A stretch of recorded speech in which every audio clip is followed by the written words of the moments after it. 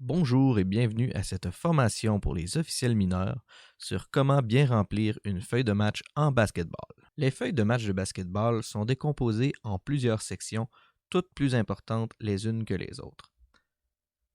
Nous allons faire un petit survol rapide afin de voir chaque section.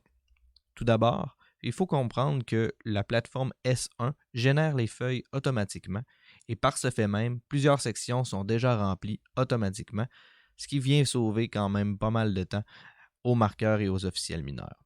Débutons notre survol avec l'entête de la feuille de match. Tout d'abord, on a le code de la ligue ainsi que le numéro de partie dans la saison. Par la suite, ici dans la zone grise, nous voyons les caractéristiques de la partie, soit la ligue, la catégorie, le niveau, le sexe, le lieu de la partie, la date de la partie, ainsi que l'heure de début prévue pour la partie. Nous allons maintenant parler des sections des équipes. Comme vous pouvez voir, la plateforme S1 génère automatiquement l'alignement complet de chaque équipe. On va regarder ici pour la section de l'équipe visiteuse. Lorsque vous regardez, bien entendu, nous avons le nom ainsi que la provenance de l'équipe. Par la suite, dans couleur, il vous suffit tout simplement d'ajouter à la main la couleur de l'équipe adverse et de l'équipe, bien entendu, qui reçoit. Vous avez par la suite la liste de chacun des joueurs ainsi que leur numéro. Comme vous pouvez voir, les joueurs sont triés par numéro, ce qui fait en sorte que lorsque vous marquez la partie, il est beaucoup plus facile pour vous de vous retrouver afin de mettre les points ainsi que la faute au bon joueur. Si on descend un petit peu, vous pouvez voir aussi, on y retrouve le nom de l'entraîneur ainsi que de l'assistant. Dans cette même section, on y retrouve quand même beaucoup de choses. Comme vous pouvez voir ici, nous avons les colonnes de participation. Par la suite, il y a la section des fautes. Comme vous pouvez voir, il y a une possibilité de 5 fautes par joueur. Nous avons par la suite chaque quart afin de pouvoir y inscrire les points ainsi que sous-totaux de chaque demi et finalement le grand total de la partie.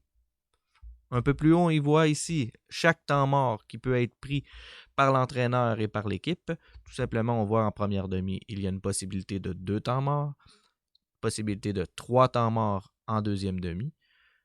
Fait à noter, dans le deuxième demi, si l'entraîneur ne prend pas un de ses temps morts avant les 2 dernières minutes de la partie, il en perd automatiquement un.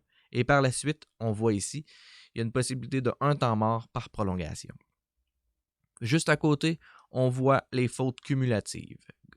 Qu'est-ce qu'une faute cumulative? En fait, c'est simple. À chaque quart, l'équipe a le droit de faire jusqu'à un maximum de 4 fautes avant que l'équipe arrive en situation bonus.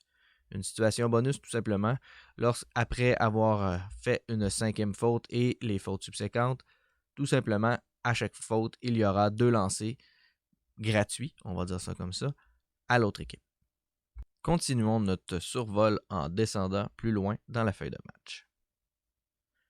On arrive à une section extrêmement importante de la feuille qui se nomme le pointage cumulatif. Comme vous pouvez voir ici, on voit tout simplement beaucoup de colonnes avec des petites cases avec visiteurs et local. C'est ici qu'on va inscrire tout simplement tous les points qui seront inscrits lors de cette partie. Et on parle ici d'un pointage cumulatif. C'est pas ici qu'on va marquer qui marque le point, mais c'est bien ici qu'on va écrire tout simplement le pointage. Donc, exemple 2-0, 4-0, 4-2, etc. Vous comprenez un peu le principe. On va le voir plus en détail tout à l'heure. Descendons encore dans la feuille de match. Nous allons passer tout simplement la section de l'équipe locale car il s'agit de la même chose que l'équipe visiteuse. On va aller directement en pied de page. En pied de page, il y a plusieurs sections encore importantes. Tout d'abord, les pointages. Comme vous pouvez voir ici, on vous demande d'inscrire les pointages en première demi. Vous inscrivez tout simplement lors de la mi-temps le pointage de l'équipe visiteuse, le pointage de l'équipe locale. Même chose en deuxième demi et s'il y a le pointage en prolongation. Juste à côté, on a la section du pointage final. Donc, le pointage final de l'équipe visiteuse, celui de l'équipe locale et par la suite, inscrire tout simplement l'équipe le nom de l'équipe gagnante. On descend encore un peu. Il y a la section pour les signatures. On a ici la signature du marqueur, donc la personne qui a rempli la feuille de match, la signature du chronométreur, et s'il y a un opérateur de 24 secondes, c'est ici qu'on inscrit tout simplement le nom de cette personne. Concernant les arbitres, il est impératif de demander à ce que les arbitres signent la feuille de match, car c'est un contrat que l'arbitre signe avec les joueurs, avec les entraîneurs, ainsi que le RSEQ, afin de savoir qui a officialisé cette partie. Donc, si il s'est passé quoi que ce soit dans cette partie, c'est comme ça qu'on peut avoir plus de détails. Cela fait le tour de notre survol rapide concernant la feuille de match. Nous allons maintenant voir comment remplir celle-ci en pleine partie afin de la faire de façon optimale. Veuillez noter que pour le bien de cette formation, je remplirai la feuille électroniquement via Excel plutôt que de la faire imprimer et de la remplir à la main.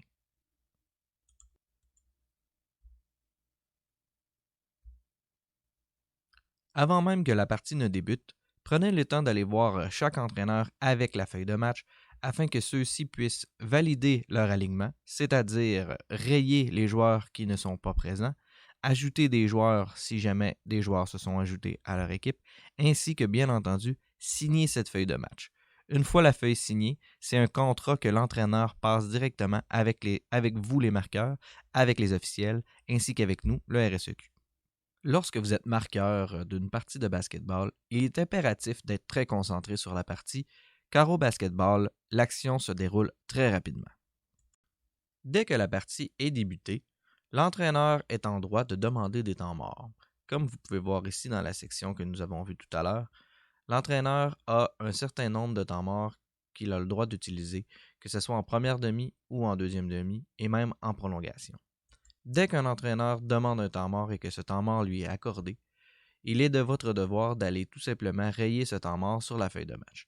Dans ce cas-ci, exemple, l'entraîneur prend son premier temps mort, je vais tout simplement aller mettre un gros X dans le temps mort pour dire que ce temps mort-là a été utilisé.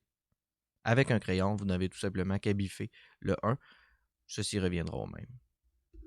Lorsque vous êtes en charge de la feuille de match lors d'une partie où la règle de participation s'applique, avant chaque début de demi-quart, les joueurs passeront à votre table afin que vous puissiez inscrire leur participation sur la feuille de match. Pour ce faire, comme vous pouvez voir à côté des noms ici, nous avons une section qui se nomme « Participation ». Chaque fois qu'un athlète embarque sur le terrain, vous devez d'aller inscrire leur participation. Par exemple, si le joueur numéro 0 embarque au premier quart, pour leur première participation, vous inscrivez 1, tout simplement. Et là, normalement, vous devriez avoir 10 numéro 1 parce qu'il y a 2 demi-quarts, donc 10 présences sur le terrain lors du premier quart. Vous l'aurez deviné, lorsque les joueurs entrent sur le terrain pour le deuxième quart, il vous suffit tout simplement d'inscrire un 2 dans la colonne de la participation. Et lorsqu'on parle du troisième quart, on y va avec un 3. Et finalement, le quatrième quart, nous n'avons pas besoin de le faire étant donné que la règle de participation stipule qu'au quatrième quart, les entraîneurs ont le droit de faire des modifications à leur alignement en tout temps. À la fin de la partie, veuillez noter qu'on devrait y compter 30 participations. Fait quand même très important, il est de la responsabilité des entraîneurs de s'assurer que la participation a bel et bien été inscrite comme il faut par les marqueurs.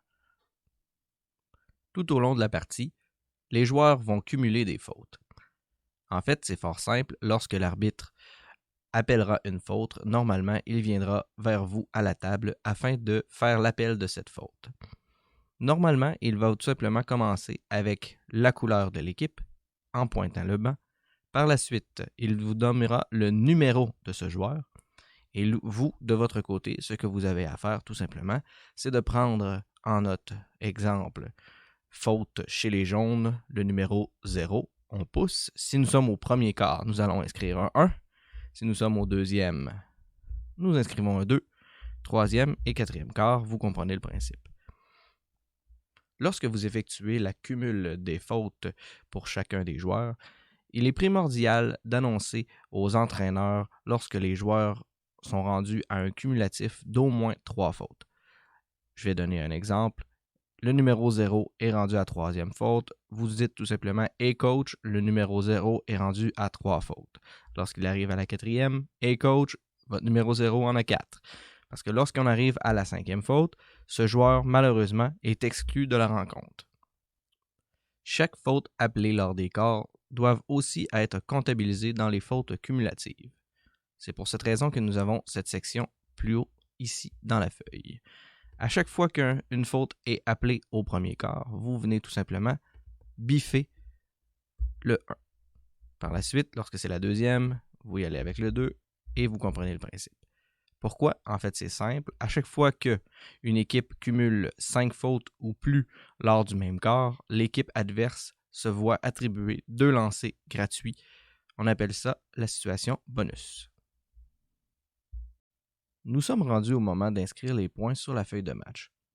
Tout au long de la partie, des paniers seront marqués.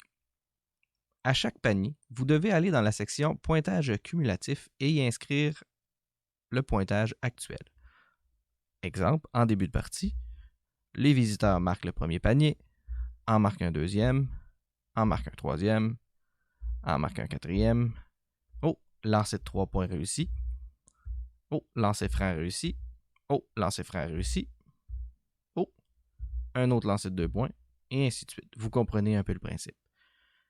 Ce que je vous conseille de faire, à chaque fois tout simplement qu'une équipe compte des points, laissez tout simplement la cellule juste en dessous, libre ou au-dessus, si c'est l'équipe locale qui compte. Comme par exemple ici, on en serait donc rendu à 15-2, 15-4, 15-7, et ainsi de suite. À chaque panier marqué, en plus de devoir entrer le pointage cumulatif, vous devez aussi aller dans l'alignement des joueurs pour ajouter les points à la fiche du joueur qui a marqué. Je vais donner un exemple. L'équipe visiteur marque un panier. Nous en sommes donc maintenant rendus à 17-7. Le panier a été marqué par exemple par le numéro 15 ici. Nous allons tout simplement aller ajouter le 2 points à sa fiche. Lorsqu'arrivera la demi, vous n'aurez tout simplement qu'à faire un calcul de chaque point en sous-toto à la fiche de chaque joueur. Il faudra le faire pour l'équipe visiteur ainsi que l'équipe receveur et par la suite descendre en bas de page pour inscrire le pointage en première demi. Lorsque vous arriverez en fin de partie, vous n'aurez tout simplement qu'à calculer les deux sous-totaux pour faire un grand total des points de chacun des joueurs, inscrire le total des points de la partie et venir indiquer l'équipe gagnante juste ici. Lorsque vous aurez terminé la comptabilisation des points ainsi qu'inscrit l'équipe gagnante de la partie, assurez-vous que les arbitres signent bel et bien la feuille à l'endroit approprié. Maintenant que nous avons vu chaque section en détail, nous allons voir un exemple concret de comment marquer la feuille de match en temps réel. Pendant l'échauffement, assurez-vous de faire le tour de la feuille de match et vous assurer qu'il n'y a aucune lacune. Vous allez pouvoir remplir les en-têtes, comme par exemple les couleurs de chaque équipe. Une fois que c'est fait et que vous voyez qu'aucune anomalie s'y retrouve, n'oubliez pas d'aller voir les entraîneurs de chaque équipe afin qu'ils puissent valider leur alignement, ainsi que signer la feuille de match. Il y a un point marqué du côté des visiteurs, donc on en est à 2-0. On inscrit le pointage cumulatif et le point a été inscrit par le numéro 1. On inscrit donc un 2 pour le numéro 1. Local compte maintenant un panier de 3 points. On met donc le 3 points dans le pointage cumulatif. Le 3 points a été inscrit par le numéro 7. Nous ajoutons donc le 3 points. Une faute est donnée au sein de l'équipe des Rouges, soit l'équipe locale. Donc, la faute est au numéro 8. Donc, on ajoute le 1 pour dire que nous avons une faute au premier quart. Nous allons dans la section cumulative. Nous mettons un X sur la faute numéro 1. Et par la suite, il y aura 2 lancers francs pour un joueur de l'autre équipe.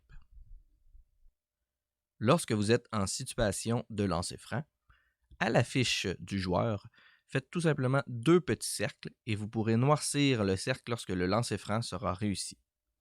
Malheureusement, avec ma feuille Excel, vous aurez deviné que je vais tout simplement inscrire des 1 pour les lancers francs réussis au lieu de noircir des petits cercles. Donc, le numéro 3 prend les lancers francs, réussit le premier. On est donc rendu à 3-3. Réussit le deuxième, nous en sommes donc maintenant à 4-3. Par ce fait même, je vais aller au numéro 3 ici et noircir tout simplement les 2 lancers francs. L'entraîneur de l'équipe locale vient à la table et demande un temps mort. Ce temps mort lui est attribué par les arbitres. Par ce fait même, je vais sur ma feuille de match dans la section temps mort et tout simplement, je raye le premier temps mort de la première demi. La première demi est maintenant terminée. Je vais tout simplement aller faire les sous-totaux de la première demi. Nous voyons ici, ce joueur a 2 points, ce joueur a 2 points, pour un total de 4 points en première demi. De l'autre côté, ce joueur a 3 points, pour un sous-total de 3 points. Au niveau des cumuls des fautes, on voit ici, on a 0 faute au premier quart, 0 faute au deuxième quart, tandis qu'ici, on a une faute au premier quart, 0 faute au deuxième quart. Maintenant que nos sous-totaux sont terminés, nous allons aller en bas de page pour inscrire le pointage. Nous en sommes donc à 4 points pour l'équipe visiteuse et 3 points pour l'équipe locale. La partie se termine. N'oubliez pas de faire la même chose, c'est-à-dire compter vos sous-totaux pour la deuxième demi et finalement additionner les 2 sous-totaux pour faire le grand total des points. Faites-le des 2 côtés. Même chose au niveau des fautes cumulatives. Prenez le temps de faire vos sous-totaux par quart et finalement le grand total des fautes. Assurez-vous de bien inscrire les pointages en deuxième demi. Le pointage final, dans ce cas-ci, 4-3. Inscrire le nom de l'équipe gagnante dans la section juste ici. Prenez le temps de signer la feuille comme il faut et assurez-vous que les arbitres signent aussi cette feuille. Cela complète cette formation pour les officiels mineurs de basketball. Si vous avez des questions, n'hésitez surtout pas à communiquer avec le coordonnateur de la discipline. Ça lui fera un plaisir de répondre à vos interrogations.